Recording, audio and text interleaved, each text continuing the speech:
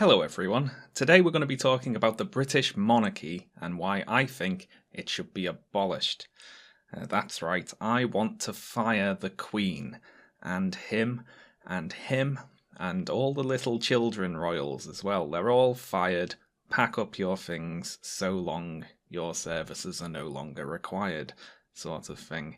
So I guess I should make my case for that opinion, and it's a rather simple one, to be honest. I don't like hereditary hierarchies. I don't think it's right that someone should be born into a position of power over other people. Now, you might say, well, the royals don't actually have any real political power anymore, and this is kind of true to an extent, but they still inherit at birth a position of enormous privilege and wealth.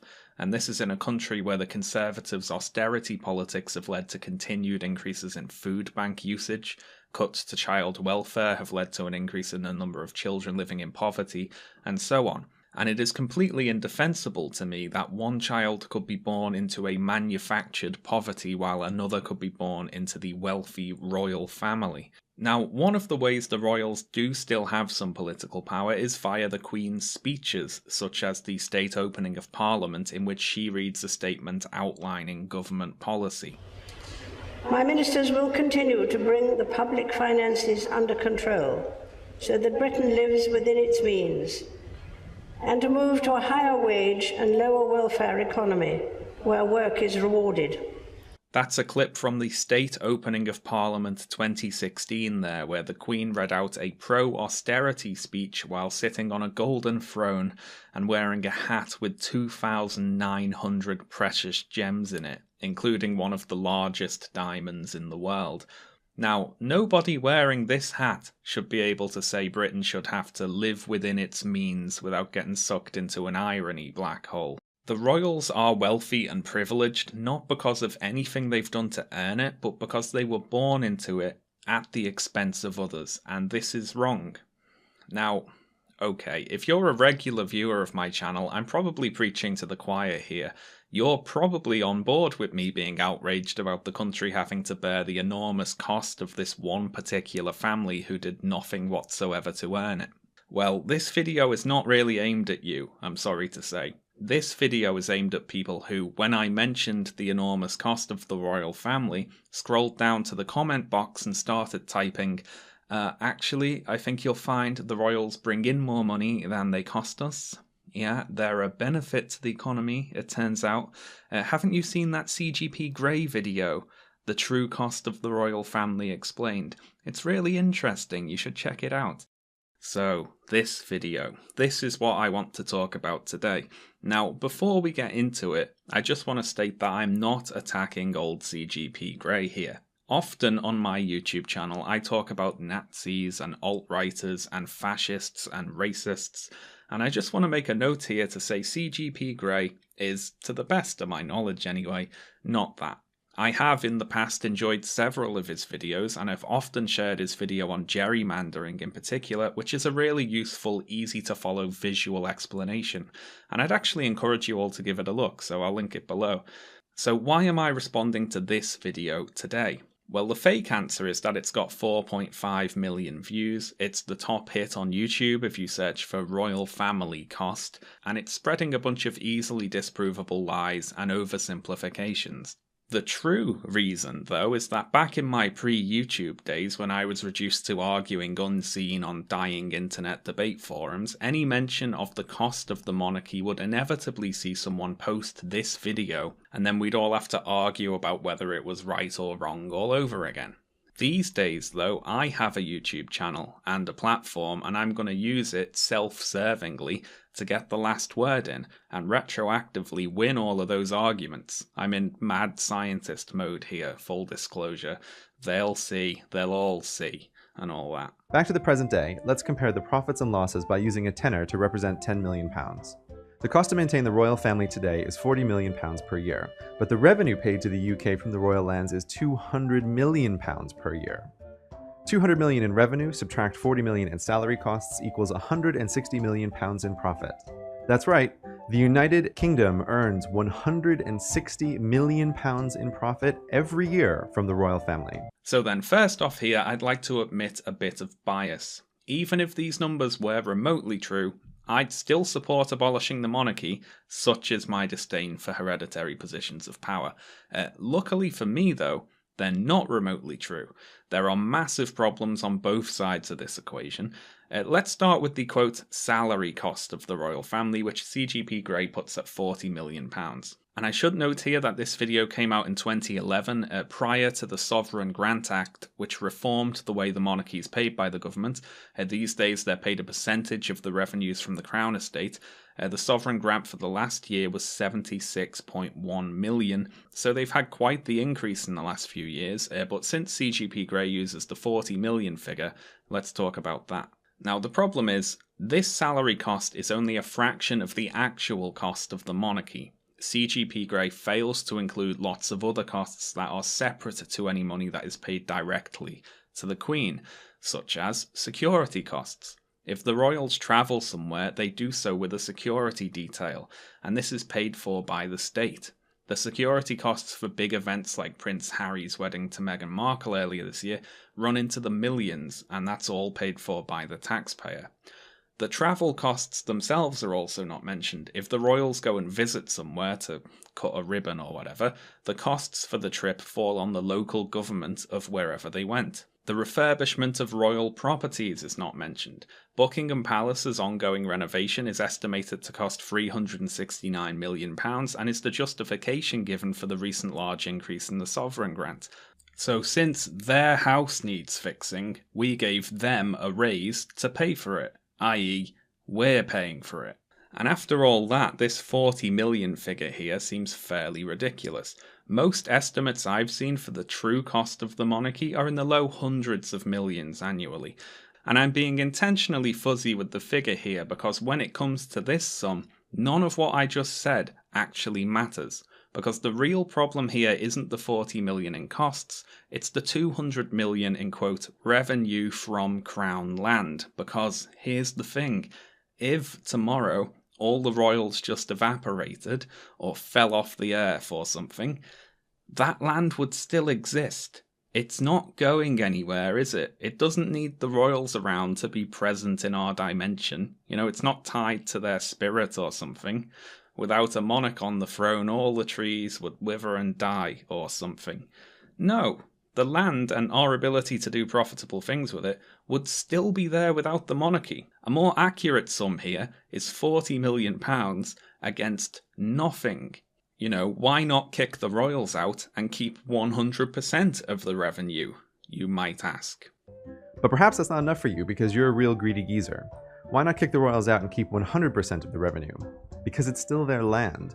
King George the Crazy wasn't crazy enough to give up everything, just the profits. But it wasn't only him. Every monarch since King George III has voluntarily turned over the profits from their land to the United Kingdom. If the government stopped paying the royal family's living and state expenses, the royals would be forced to take back the profits from their land, and your taxes, dear monarchy haters, would go up, not down. So there's a lot going on in this clip. First off, I'd like to note the backing away from the initial question, which was why not kick the royals out, to the much softer scenario of the government simply stopping paying for their expenses, after which the royals would apparently be forced to stop turning over the revenue from the Crown estate. My first issue with this is that CGP Grey's version of kicking the royals out appears to arbitrarily leave them with all their land and wealth, and also the apparent ability to negotiate from a position of power with the British government, and I have to ask why he's imposing these measures. You see, although CGP Grey says it's still their land, the Crown estate is not actually the monarch's private property. They cannot do with it as they wish. If they were to be able to, quote, take back the revenue from the property overseen by the Crown estate, this would involve renegotiating the arrangement with the government and coming away with private ownership of everything, which is ludicrous. Although, to be fair, given how the Brexit negotiations are going, maybe it's not. You see, my version of kicking the royals out involves confiscating all their stuff, because it's not really their stuff at the end of the day. They inherited it from someone, who inherited it from someone, etc., who claimed ownership of it by killing everyone who disagreed with them. It wouldn't exactly be kicking the royals out if we left them with sole ownership of huge parts of the country, would it? CGP Grey is basically saying after we abolish the monarchy will then respond by saying etc. And no, after we've abolished the monarchy, they've been abolished. They don't get a turn. This is a particular sort of bad faith argument that I've seen a few times. Let me give you another example. Do you support an increase in green renewable energy? And I imagine most of you would say yes, unless you happen to be oil barons or something. Now, what I'm going to do is fixate on that one opinion of yours and extrapolate from that way more than is logical or necessary. So you support an increase in green energy, which means you support the decrease of the use of fossil fuels, which means you support the current employees of the fossil fuel industry being made unemployed. And how cruel of you, just before Christmas and everything, you classist monster. And before you can protest that you also support, I don't know, job guarantees for fossil fuel workers or various welfare systems or a universal basic income or something like that, I've already run away with my fingers in my ears saying la la la, I can't hear you, you classist monster. Now I'm speaking from experience here because I've had this happen to me.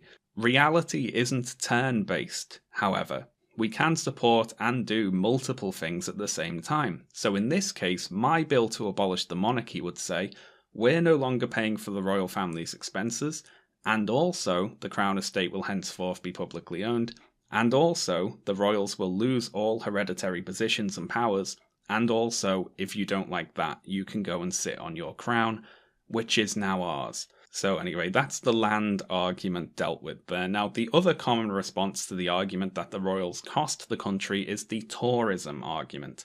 Tourists come here just to see the Queen, apparently. Plus, 160 million is just the easily measurable money the United Kingdom makes from the royal family. Don't forget their huge indirect golden goose, tourists. Annoying though they might be to the locals by blocking the tube and refusing to stand on the right, they dump buckets of money on the UK to see the sights, travel ludicrously short distances by public transport, and generally act silly a long way from home. Sure, not everything they come to see is royal, but the most expensive stuff is. And who are the biggest spenders? The Yanks. After they finish buying maple syrup and cheap pharmaceuticals, Tijuana professional services, and illegal pharmaceuticals, where do they go next? The United Kingdom. Americans fly across an ocean to see a land filled with castles that aren't plastic. And why do the Americans think France's castles are so boring and stinky and the UK's castles are so awesome? Because real monarchs still use them. The Tower of London is so stunning to visitors because the royal crest on the yeoman warder's uniform is real. It's not a lame historical reenactment or a modern LARPing quest, it's the embodiment of the living, breathing queen.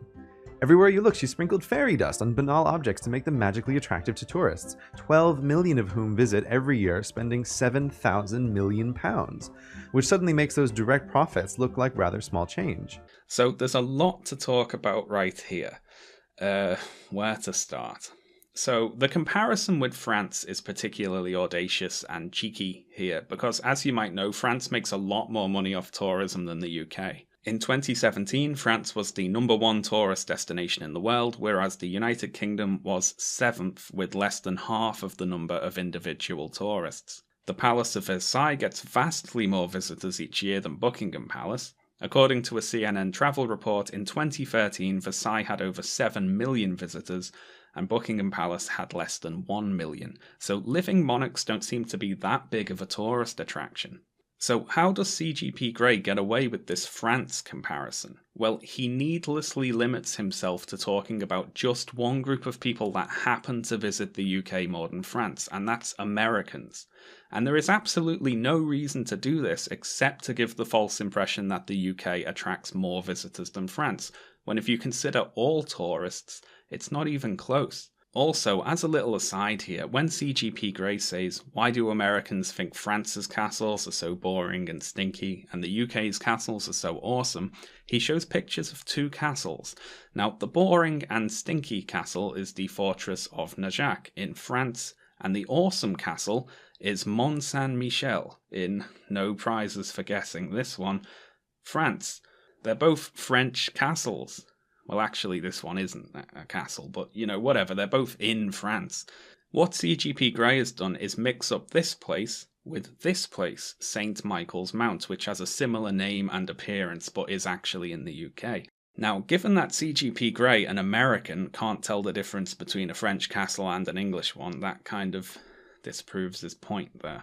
Hardy ha, an error was made on the internet. Regardless, tourists don't get a cup of tea and a chat with the Queen or anything when they go to see a royal property. Whether the royals are around or not doesn't matter. The buildings are still going to be there. And again, as we've seen, more people go to see France's palaces, and they got all choppy with their monarchs. And that's the thing, even if the actual monarchy was officially abolished, the people, the family, would still exist. They'd still live in the country. If they're meant to be a draw by themselves, there'd be nothing stopping them from being, I'm sure they'd still be invited to events and to open buildings and whatever else. The difference is that they'd have to pay their own way. And I don't even imagine that would be particularly difficult for them. They'd still be a celebrity family regardless of official status. And I imagine there'd be a lot of monarchists around who'd be willing to send them their money. Maybe they could do a GoFundMe or something. To sum up here, without the monarchy, the land would still exist, the royal estates would still exist, and the people who are currently the royals would still exist. All that would change is that our government would stop funneling millions of pounds into the pockets of one particular, already rich family. Now, what else haven't I mentioned here? Well, very quickly, CGP Grey gives the impression that the royals turn over the income from all of their lands, but this isn't actually true. The duchies of Lancaster and Cornwall are administered separately from the Crown estate, and the royals don't have to turn over the revenue from those, and they're not subject to tax. The royals voluntarily, how nice of them, pay income tax on the income generated by the duchies, less official expenditures of course, however they remain exempt from corporation tax.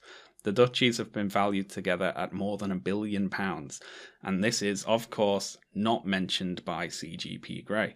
That's about it from me today, folks. That's a short one, isn't it, from me? I usually make longer videos than this, but to be honest, I just needed to get this one out of my system. If you're desperate for more content, I have a little announcement to make. Today is the 2-year anniversary of me joining Patreon.